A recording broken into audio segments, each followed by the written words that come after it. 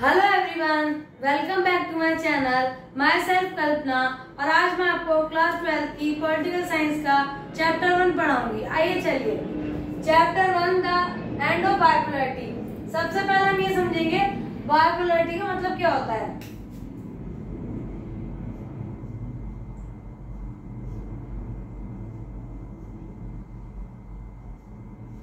Bipolar का मतलब होता है टू और टू स्टेट्स। अब ये पढ़ेंगे हम यूएसए और यूएसएसआर। जो ये दो सुपर पावर थी, इनमें कोल्ड वॉर की संभावना बन रही थी, तो ये अंत पे कैसे आई और यूएसएसआर का अंत कैसे हुआ, चलिए आइए समझते हैं। With the breaking of the Berlin Wall 9 November 1989 the end of the Cold War. जब आप इसमें ये बताया गया है जो बर्लिन वॉल थी जब टूट गई थी 9 नवंबर 1989 को, तब कोल्ड वॉर खत्म हो गया था। और ये डेट इंपॉर्टेंट है, ये पेपर में आ सकती है कि बर्लिन वॉल कब टूटी थी, 9 नवंबर 1989 को। ओके, उसके बाद on 25 December 1991 Soviet union was officially disintegrated, therefore the end of the Cold war. इसमें यह बताया गया है 25 दिसंबर 1991 को सोवियत यूनियन थी वो ऑफिशियली डिसइंटीग्रेट हो गई थी और जो कोल्ड वॉर थी वो बिल्कुल खत्म हो गई थी। ऑफिशियली बता दिया गया था कि अब जो सोवियत यूनियन है उसका अंत हो चुका है।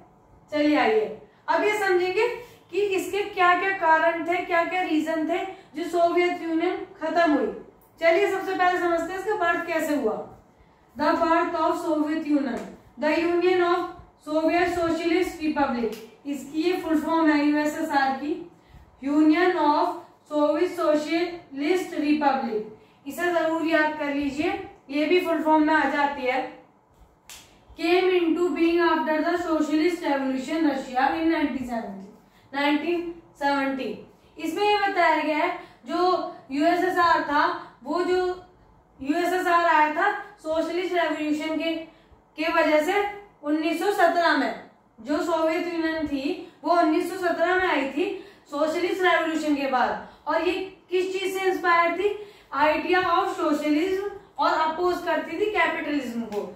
जो यूएसए था वो कैपिटलिज्म पे विश्वास करता था और जो यूएसएसआर था वो सोशलिज्म में। ठीक है, ये दोनों चीजें याद रखिए। यूएसएसआर कैपिटलिज्म में बिलीव करता था और यूएसएसआर सोशलिज्म में। ठीक है, ये जो रेवोल्यूशन थी सोवियत यूनियन थी 1917 में बनाई गई थी और सोशलिज्म आइडियोलॉजी से बनाई गई थी। After the second world war the Soviet union became a great power.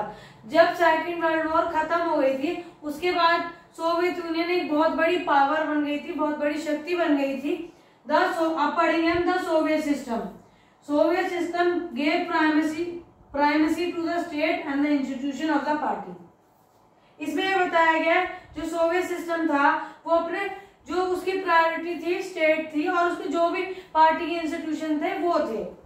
The political system centre around the communist party, no other political opposition party to be allowed. और जो सोवियत सिस्टम था वो communist party के centre में आता था और कोई भी अपोजिट पार्टी नहीं थी और वहां पे सिर्फ वन पार्टी सिस्टम था जो कि कम्युनिस्ट पार्टी थी और कोई भी अपोजिशन के लिए कोई पार्टी नहीं थी। चलिए आइए समझते हैं। Third point, the economy was controlled by the state. जो सोवियत सिस्टम था उसमें जो भी सारी एक्सपेंसिव जो भी इकोनॉमिक थी गवर्नमेंट की, वो सारी चीजें स्टेट संभालता था। The Soviet economy was more developed than the rest of the world except from US. और इसमें ये बताया गया है जो सोवियत इकोनॉमी थी वो बहुत ज्यादा डेवलप थी सारे वर्ल्ड में, बस यूएसए को छोड़ के। मतलब सारी जगह बहुत ही डेवलप, बहुत ही अच्छी चीजें, बहुत ही अच्छा इंफ्रास्ट्रक्चर था, बस यूएसए को छोड़ के। It was a modern and a complex communication network having energy resources including oil, iron and steel. इसमें यह बताया गया है वहां पर बहुत सारी कॉम्प्लेक्स कम्युनिकेशन थी, मॉडर्न नेटवर्क था जिससे कि हम एक दूसरे से कनेक्ट कर सकते हैं दूर भी, और वहां पे बहुत सारे ऑयल रिसोर्सेज थी, आयरन थी, स्टील मशीनरी थी, और ट्रांसपोर्टेशन के एरिया भी बहुत अच्छे थे। और वहां पे कुल मिला के ये कह सकते हैं कि वहां पर जीरो एम्प्लॉयमेंट थी, जीरो अनएम्प्लॉयमेंट थी, sorry.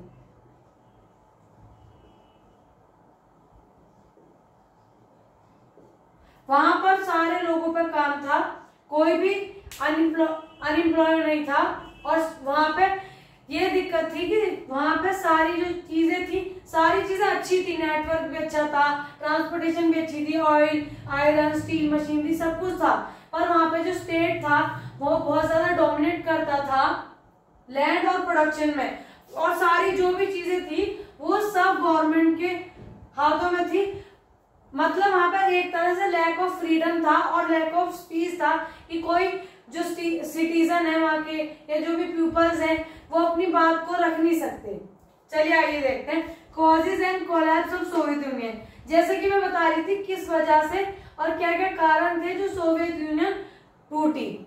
The Soviet system became dominant and making life very difficult for it citizen. इसमें ये बताया गया है जो सोवियत यूनियन थी वो बहुत ज्यादा ही डोमिनेट हो रही थी, और मतलब सारी चीजें अपने ही जो भी करना है अपने उससे करती थी, और जो वहां के लोगों की जिंदगी थी बहुत मुश्किल हो गई थी, क्योंकि सारी जो डिसीजन थे, जो भी चीजें थी सिर्फ स्टेट ही कर सकता था।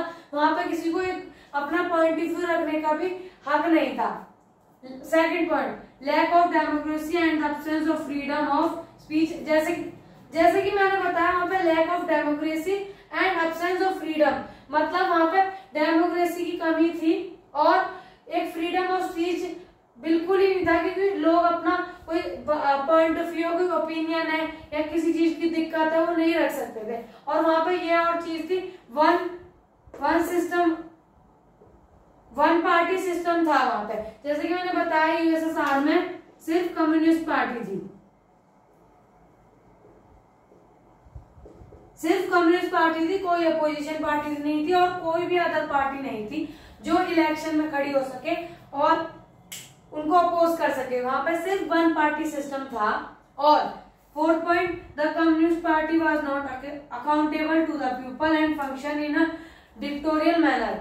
जो कम्युनिस्ट पार्टी थी जैसे कि मैंने बताया वो एक तरह से डिक्टेटरशिप चलाती थी, मतलब सिर्फ वन पार्टी सिस्टम तो था ही था, और अब जो भी करेंगे लोगों को कोई राय नहीं लेती थी, ना कोई ओपिनियन लेती थी, सिर्फ जो सारी चीजें थी अपने ही मर्जी से करती थी। और वहां पे जो भी कम्युनिस्ट पार्टी के लोग थे वो बिल्कुल भी एक तरह से अकाउंटेबल, मतलब लोगों के प्रति एक तरह से उनका सुझाव लेना, उनके जो भी दिक्कत है सुनना, बिल्कुल भी अकाउंटेबल नहीं थी।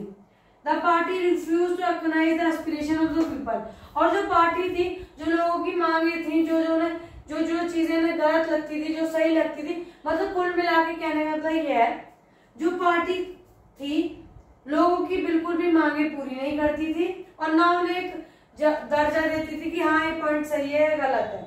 और एक और पॉइंट बहुत ज्यादा इंपॉर्टेंट है, यूएसएसआर में रशिया बहुत ज्यादा डोमिनेंट था। जो रशिया था ज्यादातर डोमिनेट करता था यूएसएसआर की गवर्नमेंट को, इसलिए भी वहां पे थोड़ा सा डेमोक्रेसी का एक तरह से कह सकते हैं डेमोक्रेसी कम थी। The government mainly focuses on military power. और ये भी कह सकते हैं कि जो गवर्नमेंट थी सारे एक्सपेंसिव जो भी चीजें सब मिलिट्री, जो भी अपनी मिलिट्री को स्ट्रॉन्ग करने में लगा रखा था, ना ही तो हेल्थ एजुकेशन इन सब चीजों में थी, और वहां पर बिल्कुल भी प्राइवेट सेक्टर था नहीं।